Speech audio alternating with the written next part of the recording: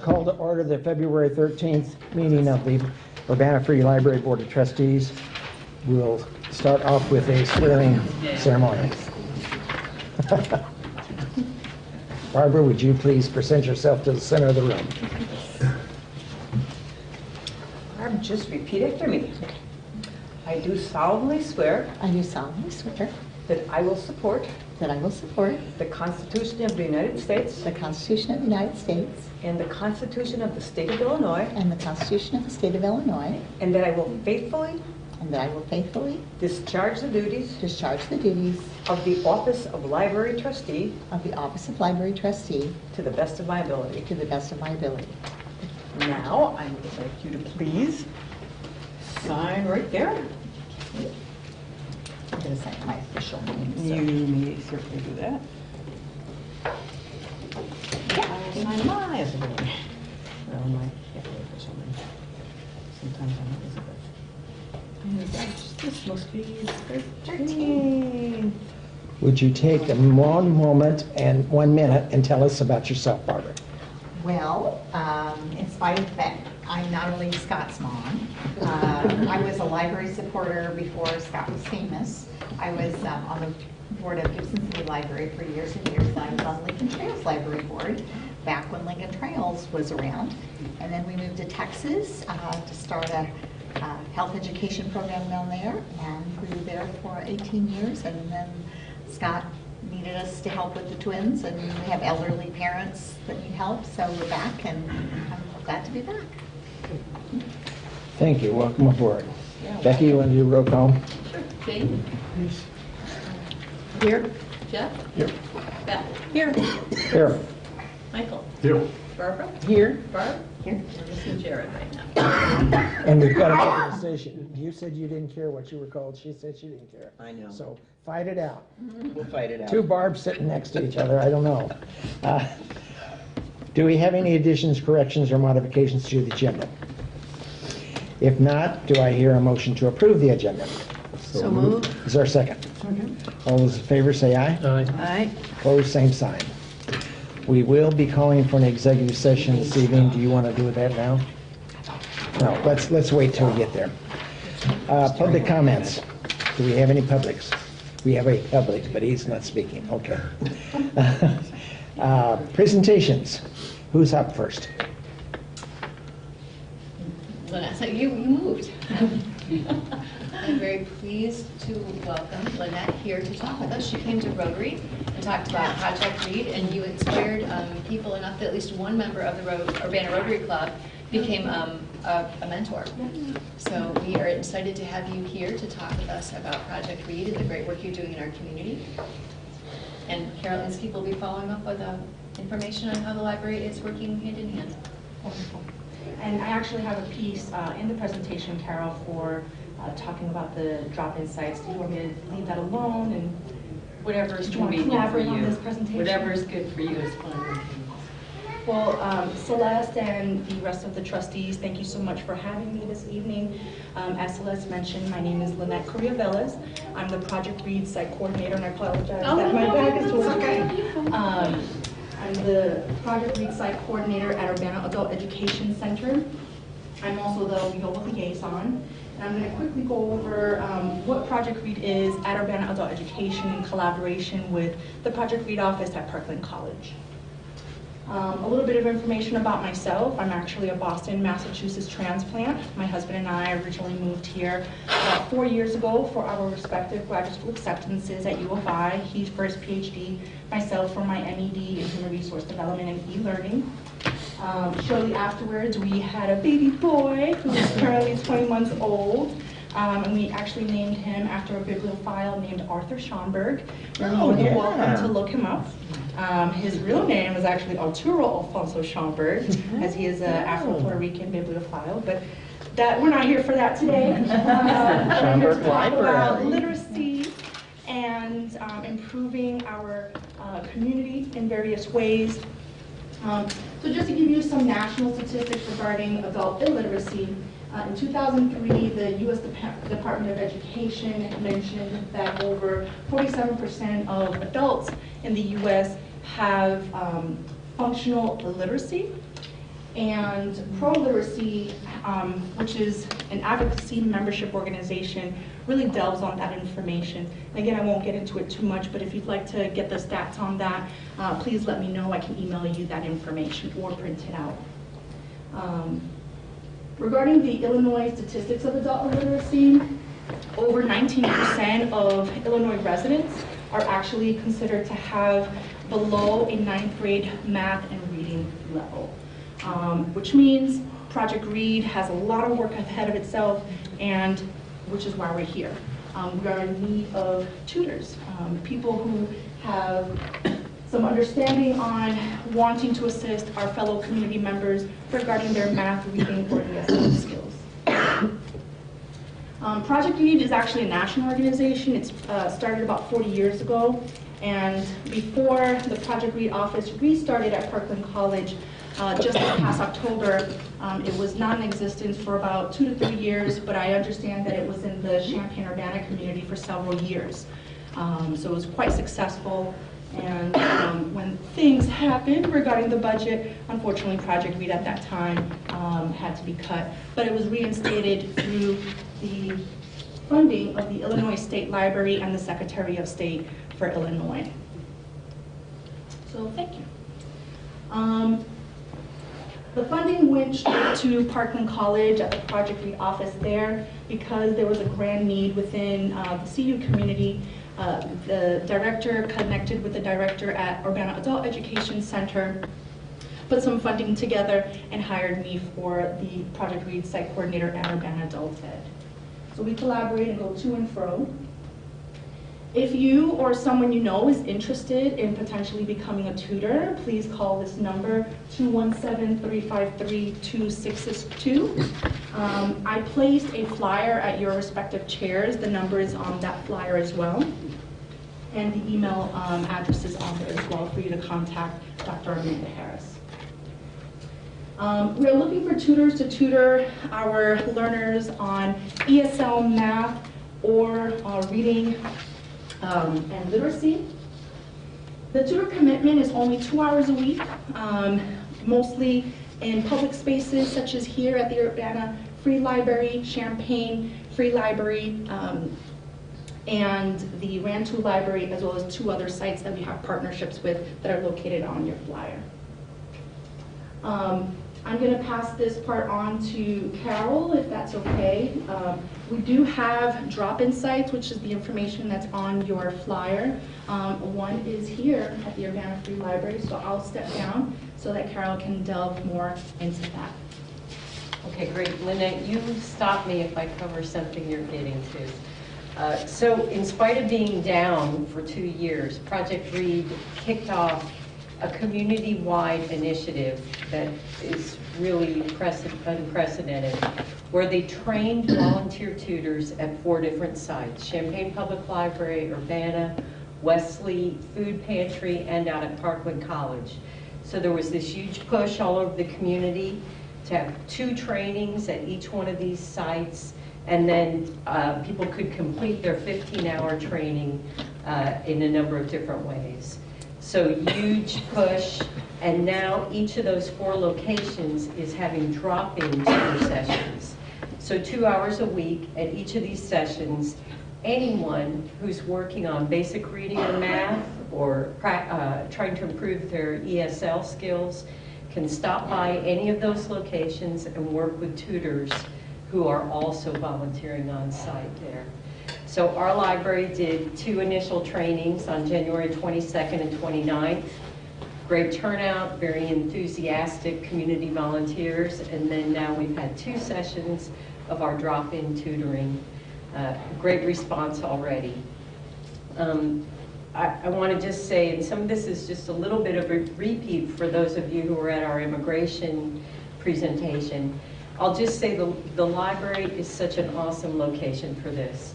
In part, even after my last session, Amanda Harris and I are talking, could I bring these kind of materials down beyond ESL? They would like to learn about maps, they would like to see cookbooks, they would like to see some novels. Can you bring collections of that down so we can work with our volunteers? One woman who has literally been in the country 2 weeks came to our volunteer drop-in tutoring on Monday, learned how to get a library card, went over to Champaign and got her card, came back this afternoon and asked for me to help her learn where our English language materials are. And I just say that because it's when you have that safe connection with somebody, you learn what a public library can be. And I thought it was interesting that she went to Champaign and got her card, but she came back here to ask for help. And I think that is a testament to when you build these bonds with people through tutoring, you also promote your library and help them learn how to use their collection. We also brought a laptop in, showed people our Mango Languages database, which again, it's a barrier. If you're learning this, you need somebody to help you learn. How do I register? How do I find English for Russian learners on that site? So all this to say, it's great for the tutors, it's great for the people who need to be tutored. It's also great for us to have a pool of our community members who are so rich in talent and commitment, and to find a way to connect those folks together. So it's a great program, and the entire staff at Project Read is so easy to work with. So thank you very much. Thank you, Carol. If you're interested, the next in-person tutor training intro to tutoring is this Saturday, the 17th, from 9 a.m. to 11 a.m. at the Rantoul Public Library. You can sign up. You can sign up online. You can sign up with me. I have paper tutor applications currently. If you or someone you know is interested, I put just a packet there in the back so you can grab it at your convenience. And I can also email it to you if you want to send it out via email to your respective contacts. That is it for my presentation. If you want to reach out to me, my email address is there. You can also connect with Dr. Amanda Harris, who's the program manager at Project Read at Parkland College. And if you have Facebook, please like us at Project Read on Facebook. Thank you so much, everyone. It was a pleasure being here, and I really appreciate the time. Thank you.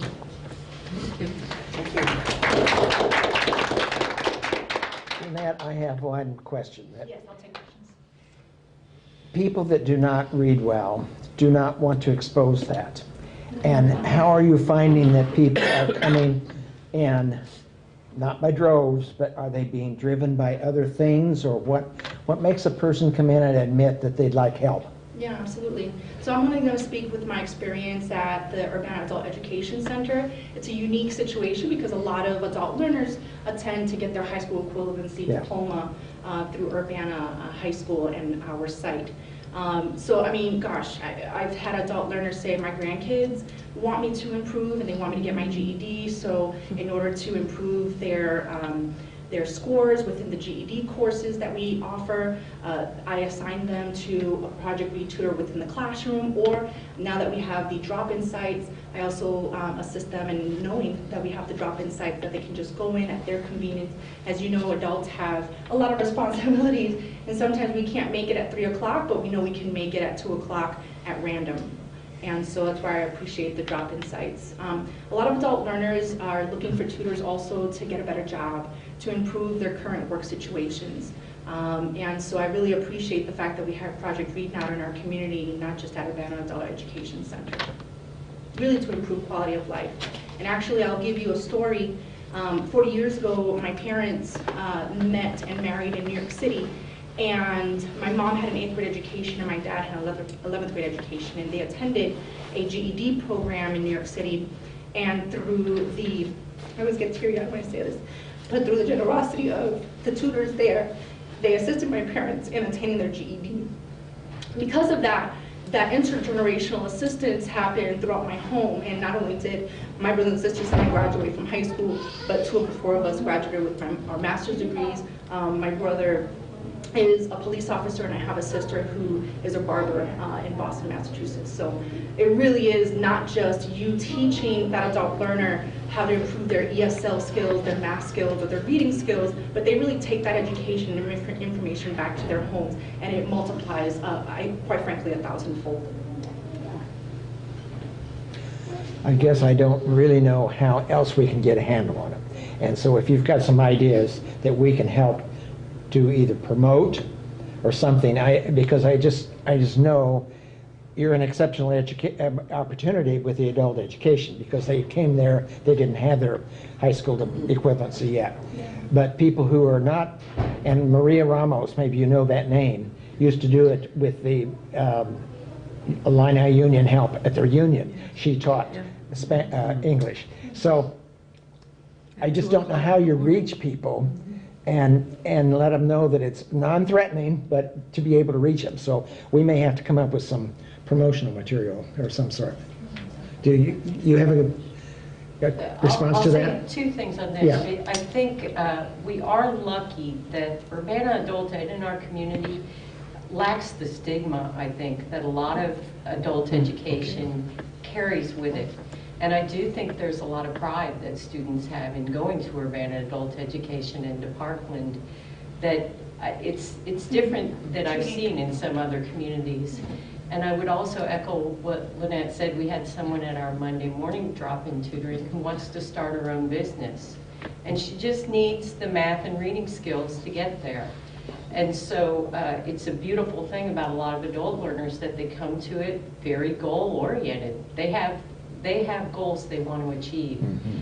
And I think this kind of drop-in setting really limits the stigma in a way that some other settings don't. There's people coming for all different reasons. It makes it more accessible, and that's why the partnerships are so important for my colleague Donna Camp and my other colleague Dr. Amanda Harris and I, because those partnerships, particularly here, especially here at Urbana Free Library, are integral to informing the community that Project Read is here, we're here to help, it is free, and it is accessible during library hours, for example. I did also want to mention, we will be at Wesley Food Pantry as well. We're tabling there and bringing reading and tutoring materials there. Just as a poster we're Okay. Right. So we'll be That putting answers up part of it. Yeah, so we'll Yeah. be putting that up on our community bulletin Yeah. board. So. How are you fixed for math tutors? Are you doing We're well? always in need of math tutors. That was the first question they asked the tutors when they came on Monday morning. Anyone here a math tutor? Because Yes, worried. And what typical level of math is done Under 9th grade. under 9th grade? So, You're I on mean, that. as basic as up to, pre-cal, for example. Engineers don't have math degree, do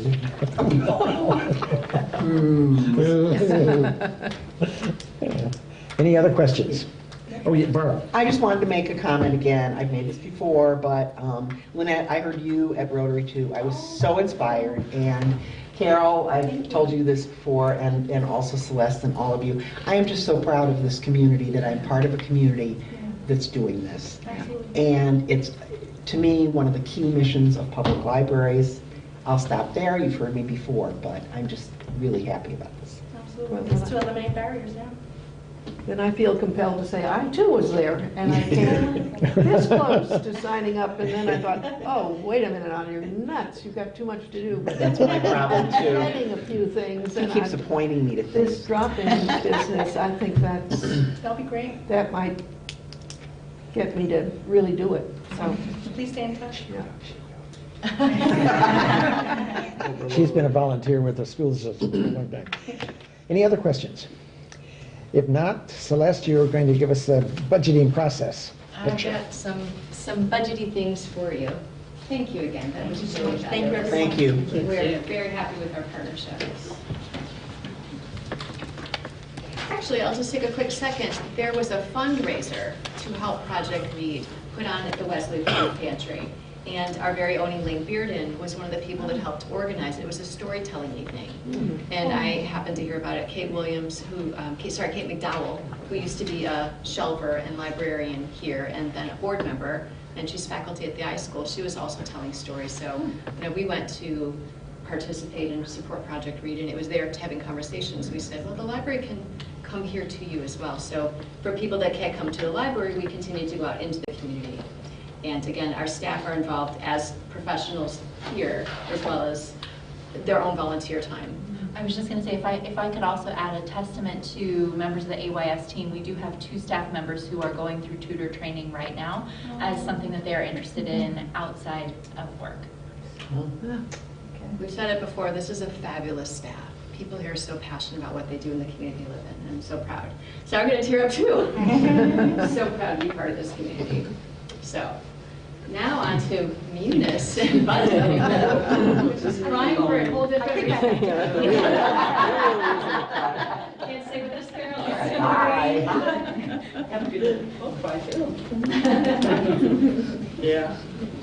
So 3 things we're going to touch on. You have heard us talking about all the work, all the amazing work Becky has been doing and helping the library transfer from being with the city's AS400 system, which was developed in 1974, and has stood up the test of time for a long time, but we've moved to the Munis system. We went live last week, Monday. Many hours went into the planning beforehand. We developed a new chart of accounts. The reasons, some of the reasons to leave the current system, the prior system, and move to Munis are here. This is a slide from one of the city's presentations. There wasn't a consistency in overall structure, so that wasn't helpful. There wasn't consistency in how the different codes were used across the budget, so codes here in this document that might mean like supplies didn't mean supplies in a different place. So it was hard to know how much is being sent consistently. We were more consistent, I have to say. Thank you, Becky. But the city really looked at their system and decided to make some streamlining decisions and some consistency decisions. We followed in their footsteps. We are a subset of the city in Munis. As opposed to having our own system, it's much less expensive, and they did a lot of the groundwork and will continue to do a lot of that in the support. So, but that means we made some decisions and we didn't make some decisions. And we are very grateful for all the time that they put in. So there were a lot of different funds and a lot of different object codes, which was not helpful overall. So what you'll see when we send you a report probably later this week, now that we've got a set of bills that has gone through the system and the payroll is just being done and will be put into the system, it's going to be a lot smaller and more concise. So here are a couple of examples of the kinds of things. That's a little bit tiny to read. Before, we used to have the L numbers, L05, 0, a bunch of string of numbers. So it's a different set of numbers now. In the system, we are the 800s. The library is 800s in the city system.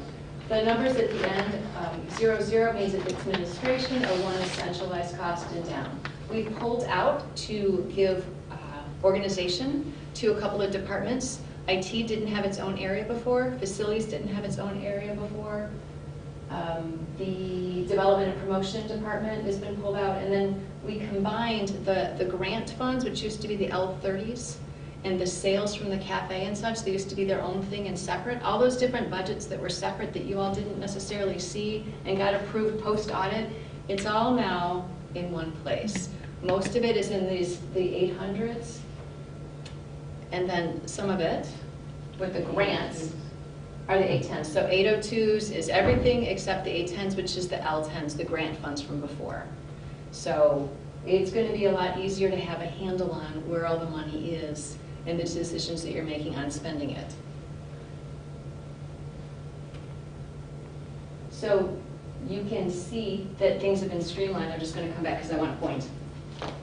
What used to be all kinds of different separate things with their own lines are now under just the library general fund and under library fees.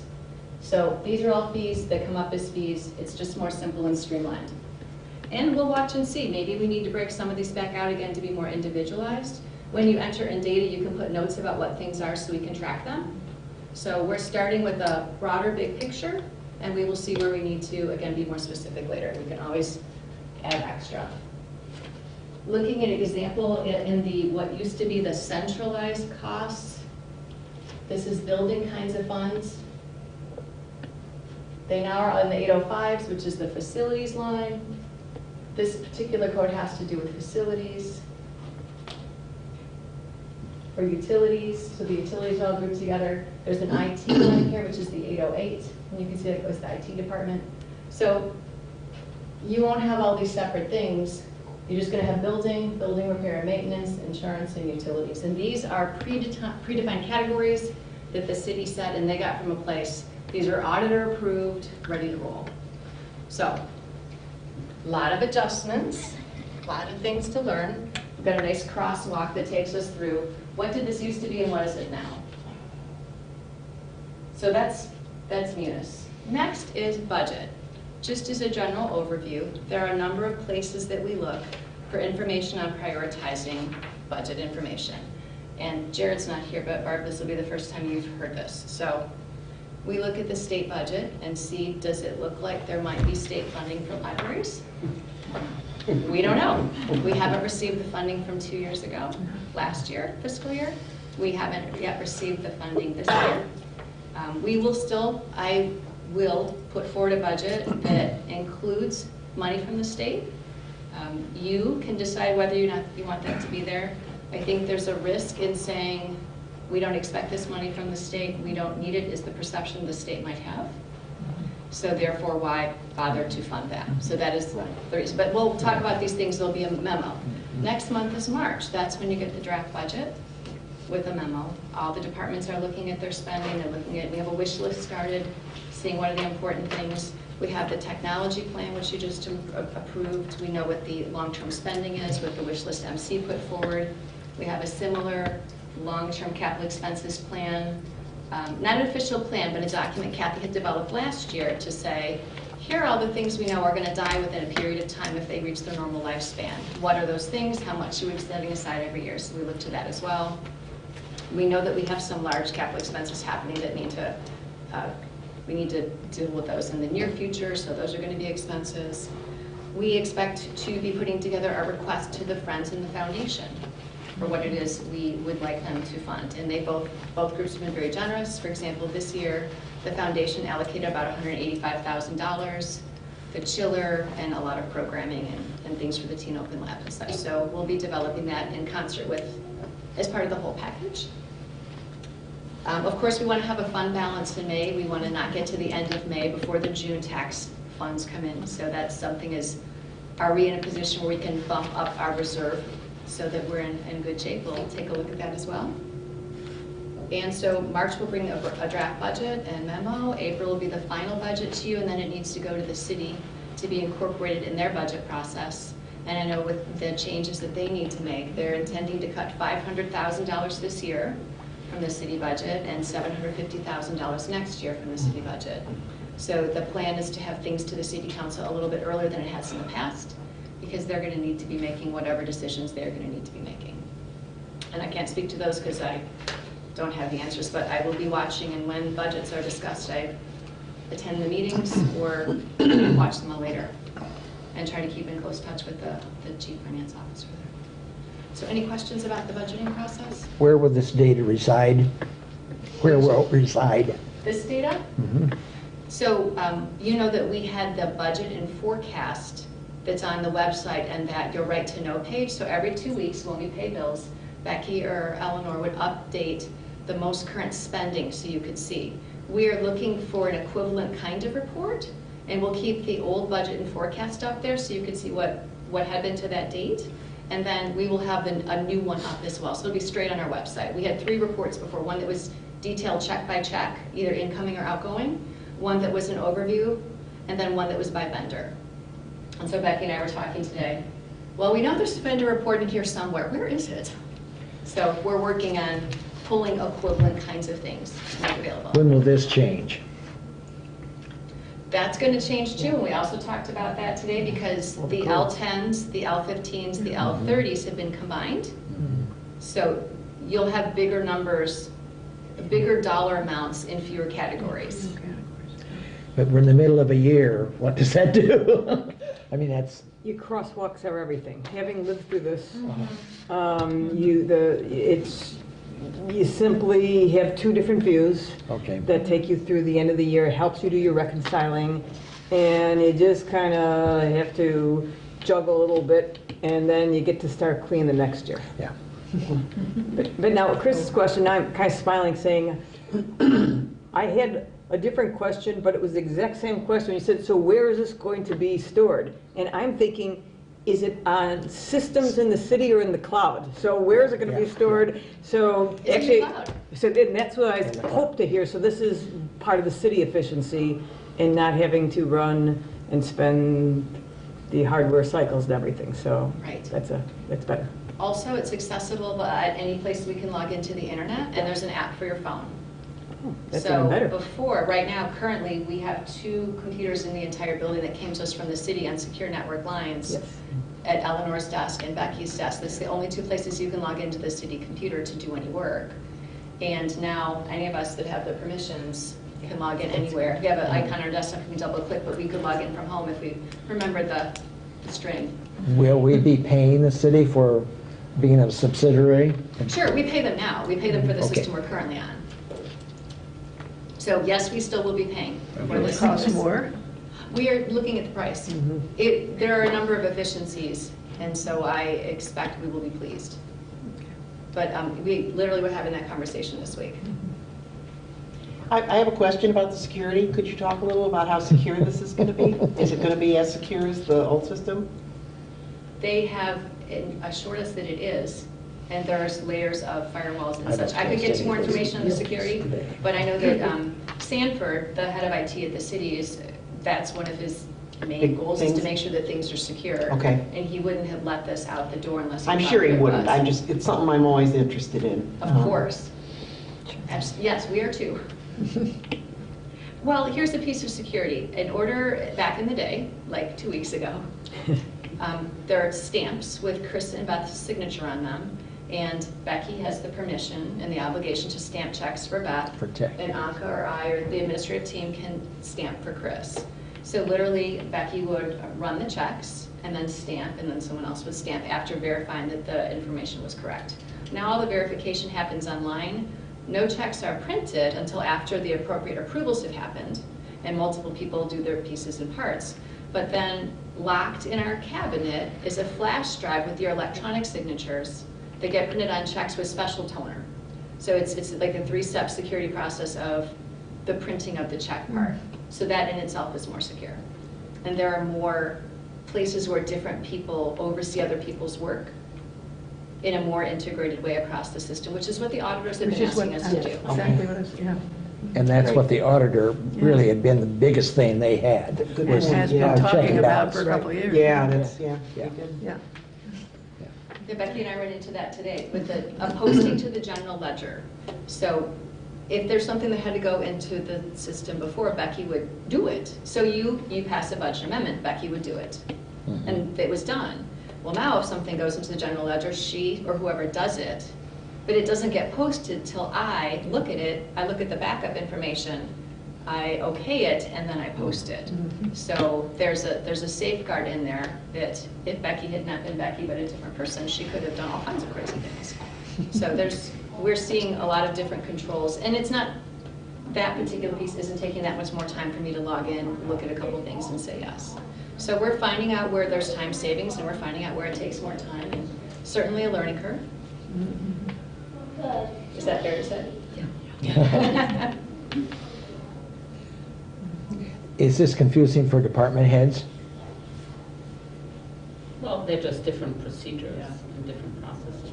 And because there's more oversight and the process is more secure, actually, we are all more involved in the approval process. So, so in that sense, it's a much more integrated system. There are a second set of eyes on many different processes where there were none before. So, And I would assume that once there's a budget developed, it will always have what's been spent versus what's budgeted for. And so in that respect, department heads will know more where they're at. Instantly. Yeah. Like as of this moment, as opposed to the one we have now, Yeah. it could be 2 weeks old. This is, as long as you've approved those checks to be paid, it's in the system. It's encumbered, right? So it's more timely in that respect. Time changes everything. So, Any other questions for yeah, any other Celeste? questions about me? I have one other thing that I wanted to show on the Oh, screen. sure, go ahead. So one thing that we talked about also is a potential strategic planning process and timeline. And I wanted, having conferred with my colleagues, to show you our recommendation. That's a great idea. I have a couple spares to give to my colleagues in the audience. And we'll come back around.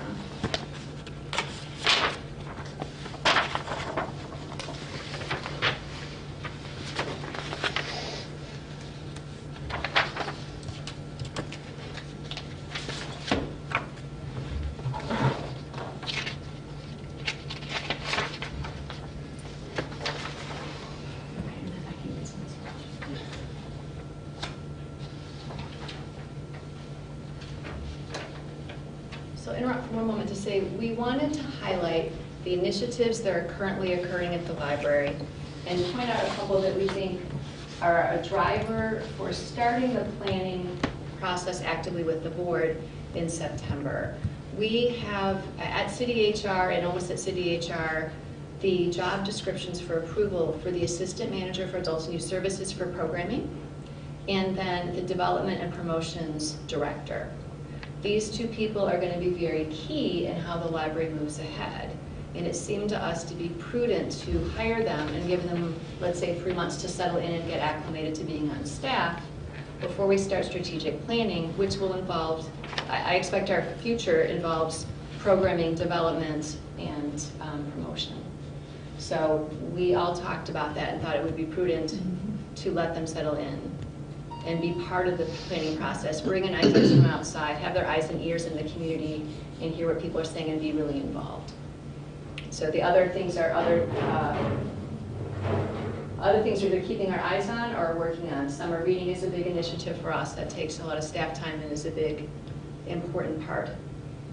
And if it were just summer reading we're looking at, I wouldn't say let's start strategic planning in September, but given a number of these factors, we thought this seemed a reasonable proposal to bring forward. So think about it. Is Lincoln Square expecting to start a visioning process? They are starting a visioning process, actually. The city is having 3 or 4 staff people come over on staff day on Monday. And staff are going to be a little bit of a beta test to see what the visioning process is like. And then they're going to do it for 3 months or so. And then they're going to see if they need more feedback or if they've gotten what they need. And then we will start seeing what the thoughts are about Lincoln Square. It doesn't mean they're going to break ground or do anything active, but it means that they will have collected some community data, which gives us the opportunity to see the processes that they did. How did those work? Do people feel like they were able to really contribute?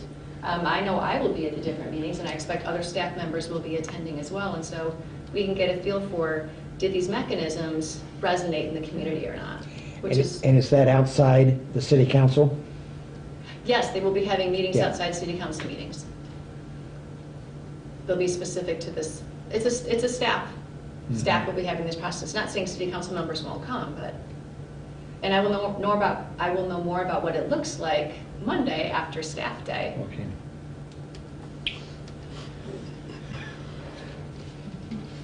Where does our strategic plan fit in with it? With Where? specifically, Well, we've got to get back to that. that is what I'm showing. We're going to look at the community. Oh, that's it. Somebody Okay. suggested these get hired, these 2 positions. Yes, because I heard that, but I didn't think the Yeah, bottom it's line. there. Okay. So get us through the summer, Yeah. and then be up and ready to roll with some type of board retreat of some sort in September. No, I think it's reasonable. I think, like, laying out the timing, and these are going to be 2 key people. I mean, all of your administrative staff are going to be key to getting input and help with, what's going to make sense. If they do. If it makes sense? If they come up with things too, that would be. Okay. Thank you. Okay, thank you very much for your time. They're well organized. Yeah. Yep. The next item on our agenda is the consent agenda for board meeting minutes of January 9, bills for January 10, payroll for January 19th, bills for January 24, payroll for February 2, and bills for February 9. Do I hear a motion to approve the consent agenda? So moved. Second. I think Michael Did moved you move it? He Oh, you- was you were moving before we... whispering it. Sorry. Okay. Becky will get something there. All those in favor, please say aye. Aye. Opposed, same sign. Okay, the next item on our agenda is you had heard from the nominating committee that Beth Scheid was being asked to step up into the Mark Netter's vacancy position for vice president, and I have asked Beth if she would be willing, and we've checked it out with city. There's nothing wrong with her staying. You heard about our stamps. Those all have to get changed, and we're having another election in May, so Beth is going to stay on as secretary, as well as, if you approve her tonight, as vice president. So do I hear a motion to cast a unanimous ballot since I there's... so move, I second. with pleasure. Thank you. And I will have 2 hats for the appropriate moment. 2 hats. She has this couple You months. get to vote twice? at the end of the meeting. Yeah, do you get to vote? All those in favor of the motion, please say aye. Aye. Opposed, same sign. Thank you for doing both jobs. My pleasure. That's just the start of it. We have the approval of the payment of the Champaign Public Library invoice.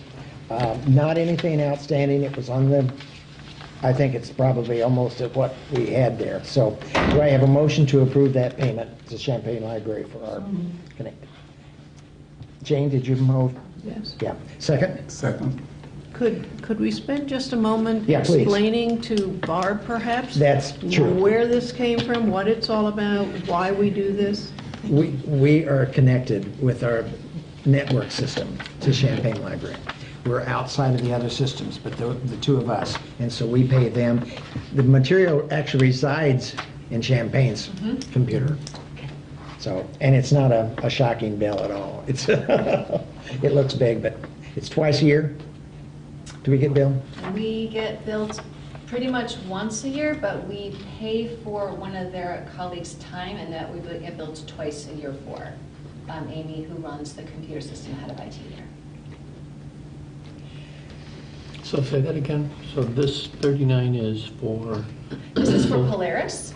For the And full this is year. for the different pieces and parts of Polaris to which the library subscribes, Right. And then as the- well as there's a database in there. Right, and then the Whether staff that person, though, company- The staff person, if you look on the very front page, second one, it says staffing and operation of automation systems. It's $12,000, it's $1,000 a month, and they bill us twice. The board has a 5-year contract with the Champaign Public, you have an intergovernmental agreement, the 2 library break it out boards. separately. And that agreement is that they will host the servers, they will own the servers. When new servers are purchased, the library pays a certain amount in a certain month.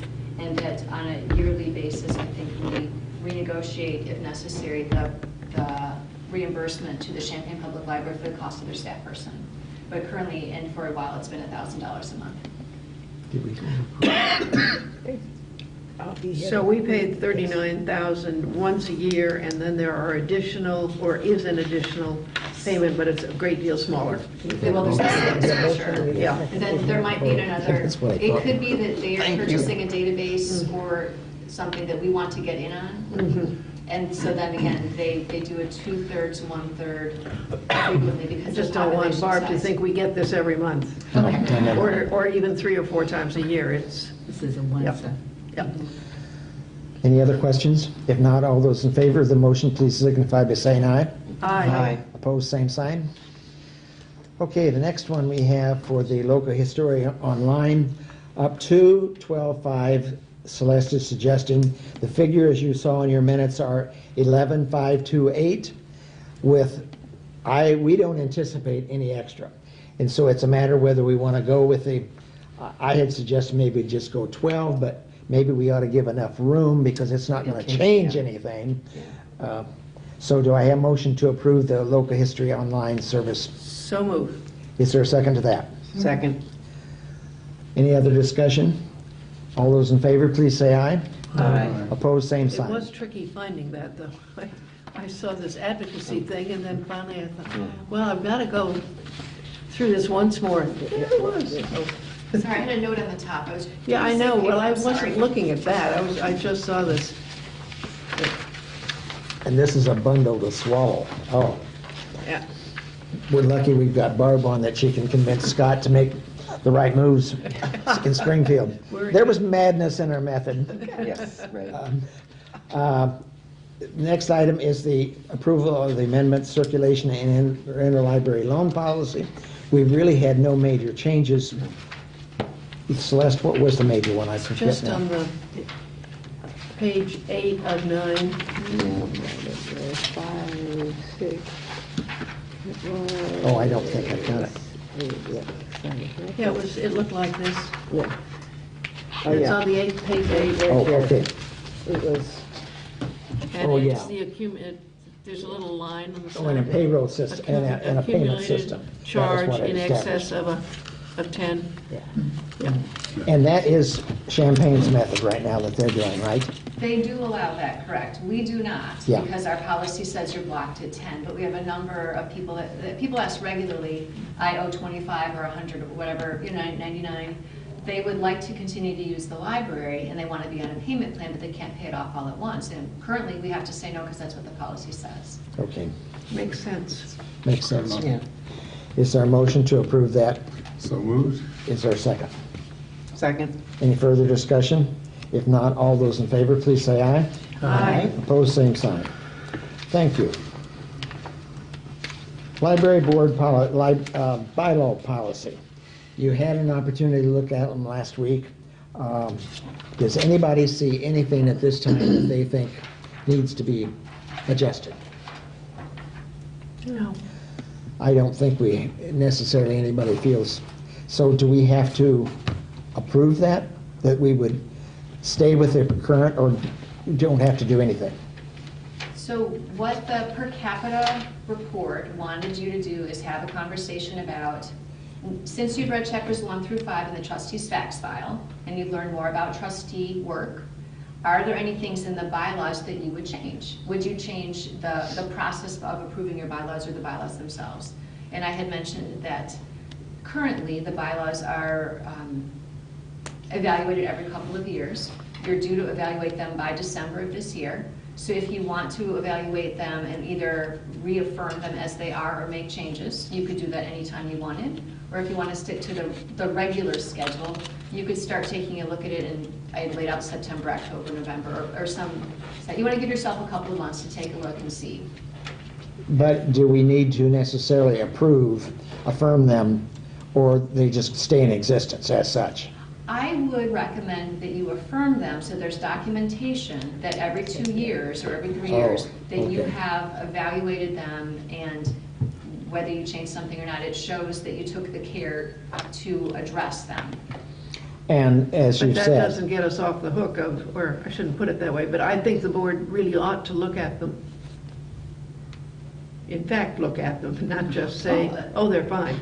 But yes, Yeah, that's what you're okay. supposed to do. right. Yep. And so I think that's the point of this, is a discussion of what we as a board think makes sense going forward. So we would say, yes, let's set some, let's Let's have a process. Let's have a process, let's set some Right. time by Yep. whatever, and then we do Exactly. a review.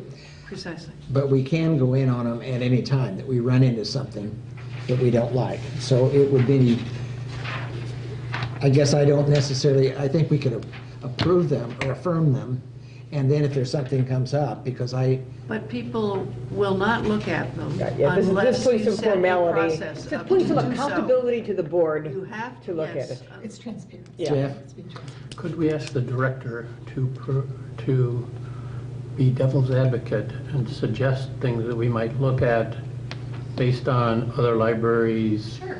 Not necessarily that you agree with them, but just like, well, why do we have terms that are that long or whatever and stuff? Sure. Just to get us talking.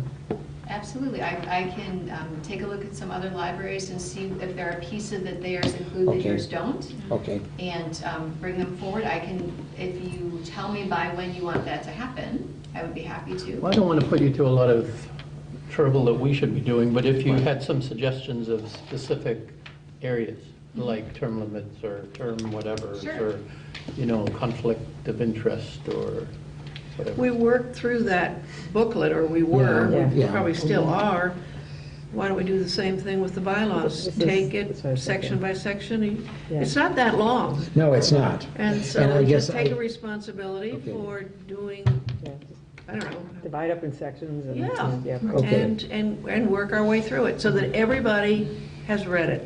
As I said at the last meeting, I just think it's good for a board to Okay. have read their And is bylaws. there a deadline? Celeste? We impose it, but you said by December, December. it's good, so we have another, what, 10 months? You can add some time. Don't do it in So November. It's every 3 years, and so I was suggesting you could review them and discuss them in September, make suggestions for changes. In October, we would, given your feedback, give you a draft to take a look at. I would be happy if a board member or two, however you want to do that, would like to participate in drafting something or giving us some more direction. And then November would be you can vote on it, and then December is your buffer of. Approve it. We wanted to talk about it some more. Yeah. So you could start in September, October, November, be done, or October, November, December. But I would give it some months so that you can have a substantive look. And with Jeff's suggestions, we want you to get right on it. No, I It's mean, my it's, chart. it's sort of like,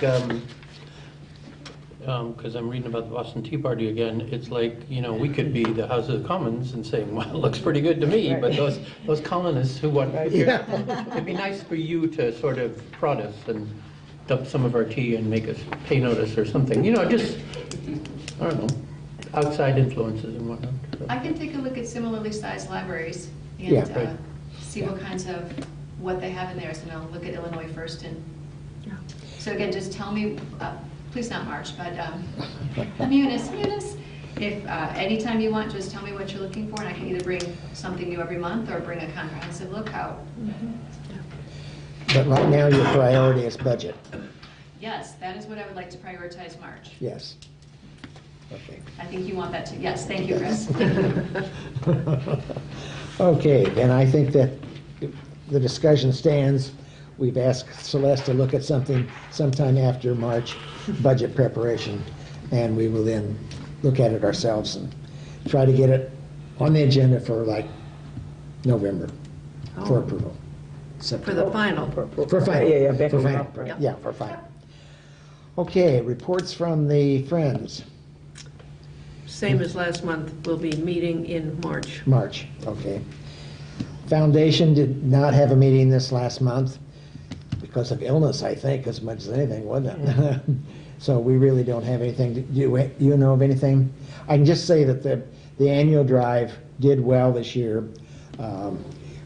We had some projects, some money came in for both the new property and the porch designated, so there were some funds that were donated because of the letter that went out. If I can add one thing, they will be having elections for the foundation board in April.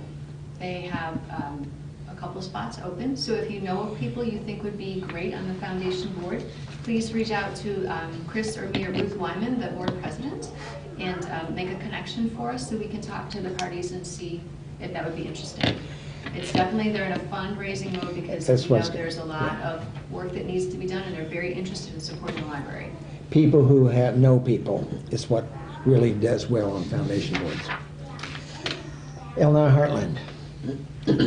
It's been kind of quiet. We just had a meeting at 4:30 today on the phone to approve some hires because the Secretary of State says that we have to approve everything so that, anyway.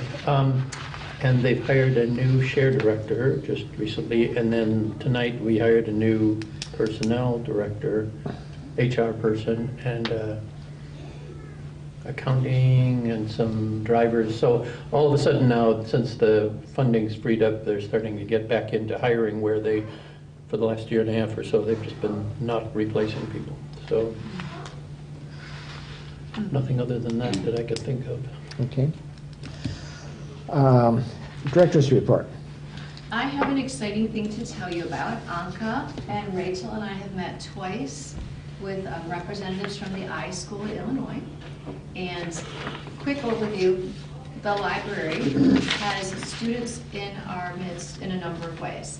We have practicum students who are paying and have class time experience as part of their school experience. And they have some type of teacher who oversees it, a professor oversees it on the side of the school. It's 100 hours in a semester.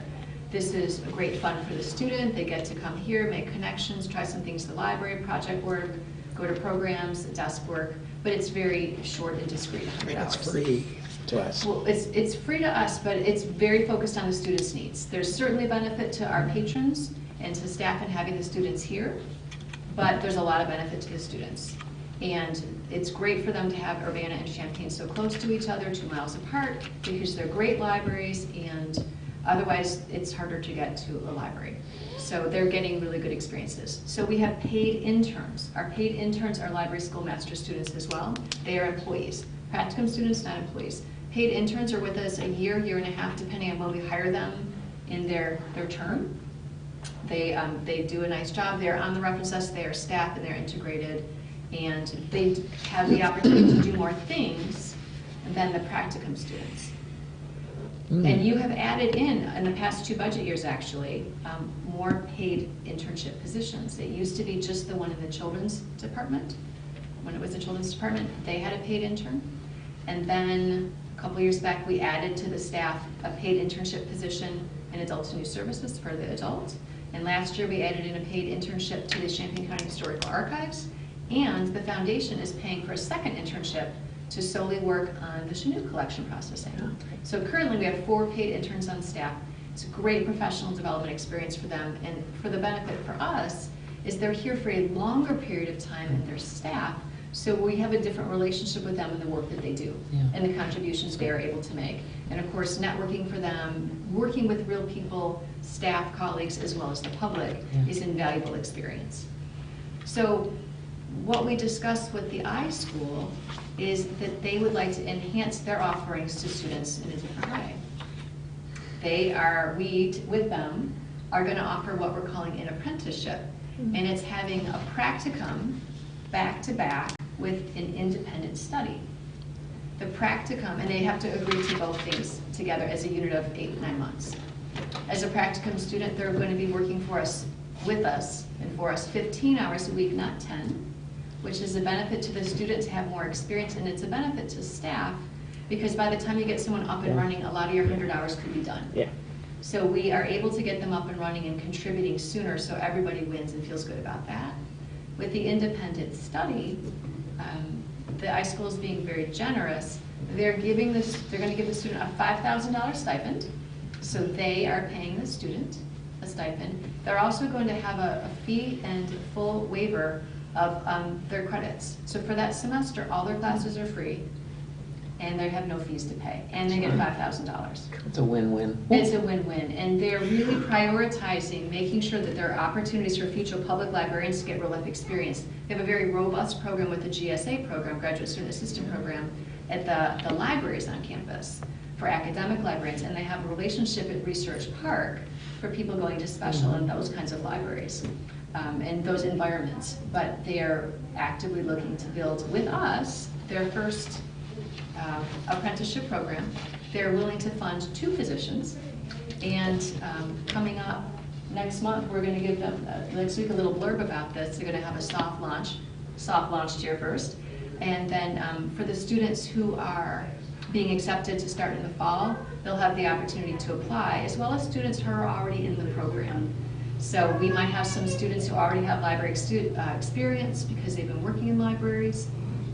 They could start as a freshman, first year, not a freshman, I shouldn't say that, because it's the master's program. So we're very excited to have the opportunity to offer another way for students to interact with the library in a longer time frame. And so that is a great partnership, and we are very pleased that they reach out to us. Great. I was going to ask how much an internship is worth. What do we pay for the internship? We pay 12 something an hour, 15 something. I would have to look, but I can tell you quickly. And then it's the practicums are totally free? It's $16 an hour $16 an hour. that we pay the interns. And the practicum is totally, they're not paid at all. Well, That's they receive correct. academic credit. That's just credit. It's a class, Yeah. and they pay for that Yeah. experience. So can practicums move to an apprenticeship? Would that be considerate They over have to. double dipping? They have to apply for the apprenticeship is a program itself. Okay. And so they have to apply for the two pieces together. So I don't know how likely it is someone would do a practicum and then do a And then practicum an apprenticeship. apprenticeship. I don't think that is as likely. Okay.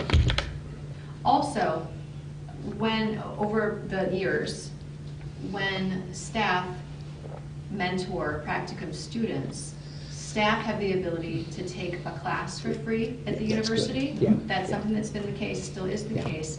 But for a period of time, they would, the iSchool would say, if you have so many practicum students, we will waive the classes for your intern, your paid intern. Very nice. And so we, over the years, the relationship between the library and the iSchool has changed and grown, and certainly is benefiting. So we currently have every semester, one set of free classes to give to a student that we don't have to match to the number of practicum students we have. It's completely independent of that. And the iSchool is having us keep that. So our paid interns might also get one free semester of school, as well as having this new apprenticeship program with 2 slots. So we are growing the opportunities for our students, and our patrons and our staff get, again, the benefit of fresh ideas and more relationship building, and the students just learn in so many different ways. And they see what it's like in the real world, you know? And our foundation is helping to fund some of this right now. They are. Yeah. They are funding 2/3 of the year. The number of months we didn't have money left in the Chanute Fund. Anka budgeted it out and said, this is what we need to have a whole year of an intern just for Chanute. And the foundation agreed to pay for that, $6,100, I think. Because I think this could, again, depending on how this gets, and I think we need to get this moving so that we know what the costs are. But this might, again, be an item we'd put on our wish list for outside funding. Sure is. Because I think that people that are interested in training librarians might give to that kind of thing. Good point. Sounds good. We're grateful to the foundation for starting this off with that way. Okay, are there Jeff other had- items? Jeff had something. Oh, Jeff, yeah. So, I mentioned this before, and you guys say, well, we do all these multicultural ESL things, but there is an increasing number of children in the schools that speak Chinese, that don't speak English, and come in with names that they pick that have, there's Emily and whatever, because the language is so different. And then I noticed in the paper this morning, this initiative, the university starting online in China, and the iSchool showed up as having several projects that they wanted to be involved in. I'm just wondering if there's maybe some level of synergy or whatever where we might get more involved in Chinese specifically. It's not residents, but they are people that come here for a year or more, often with spouses, with children who rely, I see a lot of them at the library. But maybe there's some way we could work with the iSchool, with the university to provide more focused programs for Chinese learners. Instead of, it's all on them to do.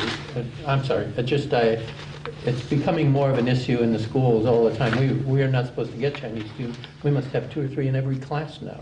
They're not going to King where they have translators. They want to be immersed. But then it falls to them and the kids to pick this stuff up. So, and the university's, what, number 2 in the country for Chinese students? So they're About certainly, 5,000 right now. yeah, they're certainly not backing off from it. Wow. Maybe it's undergrads, actually.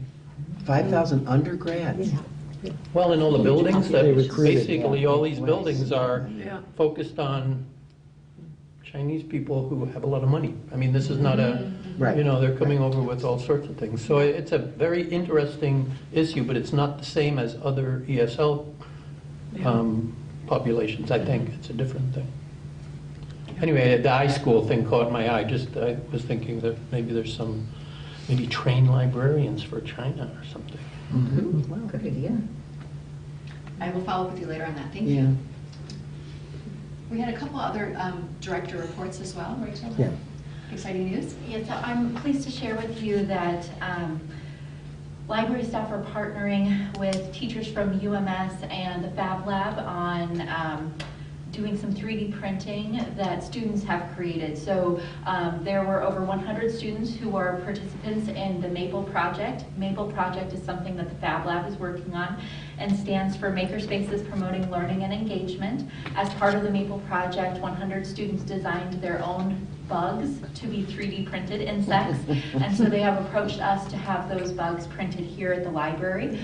We received 75, I believe, of those approximately 100 bugs, and we'll begin printing right away. We'll have those printed on the first floor as well as in Teen Open Labs so that kids can come and see their own bugs being printed. Bugs are approximately 2 inches-ish, 2 to 3 inches in size, so we will have several bugs on a go, as it were, so you can see a tray of bugs being 3D printed at the library. And so it's their public creations we're excited to be able to offer. They need to enroll in entomology to learn what bugs are. I'm thinking, Exhibit, I walking wonder on if the there could be floor a or tie, it might not be enough time, but the Insect Fear Festival. Yeah. is on the Yeah. weekend. Absolutely. And so this would be such a beautiful would. tie-in. That's You know, at the fabulous. beginning and in the lobby of Follinger Auditorium, they Yes. have the grad students what where is you know, it? you pet your hissing cockroach and all that, and you have the Right. maggot races. But it would be fun to have a little display so fun. of these And I bugs. think she always is looking for Mayberry May- bombs. yeah. Mayberry to Yeah, to that's do Mayberry things. bombs. And she's weird enough to do. She's she wonderfully would, weird yeah. enough to do Yeah, it, yes. she would. So if you have trouble, let some of us know. We'll, Yeah. that are at the university could get them involved. Right. I think there's Yeah. Yeah, possibility. and I think I think she delegates to grad students to kind of put it all together. I But you think get a so. contact So cool. name, and it'd Yes. just be Yes. yet another table in the lobby, and Great idea. Yeah. yes. But this stuff fits She would in, gobble it up, so to speak. it fits in with what they're reading. So She's done it for Yeah. years. there seems to be this trend away from superheroes. They're all getting into little teeny things. No, seriously, that they're designing comic, I mean, it's not just, oh, I want to make this cute little thing. It's like they It's what they have a read. literacy Okay. component, I think, so. Okay. When is it? Do we know? I think I saw it in Smile Politely. I'd say, oh, is it coming this? It's either this week or next weekend. Oh. Oh, I think Is there's it? been something in the paper if it were this week, Yeah. because I love that. Yeah, it's Yeah. really a lot of fun. Yeah, it is. Okay, hold it. Okay, other items, Celeste, or did you say somebody else had another We report? interrupted Anka? Yes. Did she- No? Okay. Did you have additional things? Nope, just the one thing. Okay, the facilities, 24. we talked about, you and I talked about whether we were going to have a board meeting prior to March 13th. It should be rather than March 5th, would be our next board meeting. Do you want to explain why we might end up needing a board meeting? We are looking at, as you know, chiller and compressor replacement, and we are working through the process of evaluating bids to run the process. So a bid to run a service agreement, let me start again. So talking to Henneman about what it would take for them to run the process for it, not going through the CTS Energy Savings Program process, just going back with Henneman. And so we have their initial, this is what we will do for you, and we had some questions, we're gonna send it back. So we're gonna go back and forth a couple times because that's normal to make sure our terms are on the same page. And so if they and we are ready to roll soon, we will want to get your approval to move ahead, because what they're gonna do then is start working on it, issue the RFP, so that there can be a bidding process on the organizations who might want to actually do the installation. So they will facilitate the process, but we want to move it along quickly so that we can get a chiller on the roof and a compressor on the roof as soon as we can, which could still be months and months and months, but we do want to facilitate that. So if it's really close to the March 13th, we will probably just let it lie. But if it's a good 2 weeks, we probably will ask to see if, you know, a 5 is a quorum, if at least 5 people can meet, if not, all 9 of you. So we'll keep you in the loop as soon as we look like we're getting close to the end of the negotiation of the contract.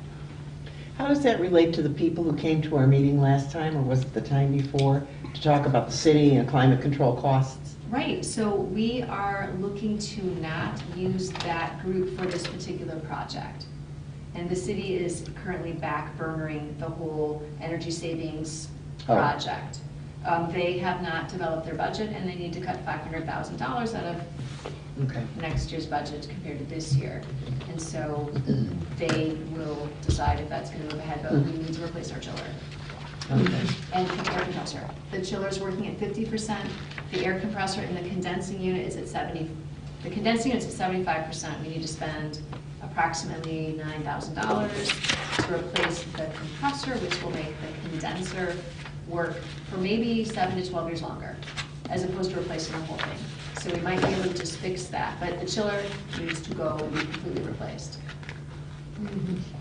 Do you know if, Hanneman had mentioned at one point that when things were redone, there should be one of these variable speed units, because the old-fashioned units, they're either on or off, and that's extremely inefficient, and is one of the things that leads to the crazy, using almost as much, burning gas in July, large amounts of gas in July and August, and then running the air conditioner much more. So I don't know how much the control system, has to be changed or whatever, but since this is a long-term thing, I think if there's any, we should really look into making sure that we've got one of the modern variable speed systems, otherwise we're committing to this enormous inefficiency for a long time. Okay, thank you. Okay, I hope everybody understood the rezoning. It doesn't really, it's just trying to clean up some things that haven't been done before. The next item that I see on your report is the electronic equipment capital expenditure. Do we need to make a motion to not spend those funds, or your page 4, the line, second paragraph? Do we need to have an action? So that electronic funds is actually what you voted on in what says 10.5, but should have renumbered itself, but it didn't. So the local history online servers, that up to 12.5. That was, Oh, it is? We had what we took care budgeted of. 25,000 because Okay, we okay. thought we needed that much. Okay. As it turns out, in talking to Anka and MC. I'm sorry. You're right. The project itself will cost probably 15 or 16,000, but the server is in that 11,000, 12,000 range. And then there are other pieces and parts. So when we know what everything costs individually, Then we can make a we decision. will come back to you about, you have budgeted 25 in capital expenses. We will not need to spend the 25 in capital expenses. We need to move some of the capital expense money into like automation lines, and then you're gonna have, let's say, 10,000 left over.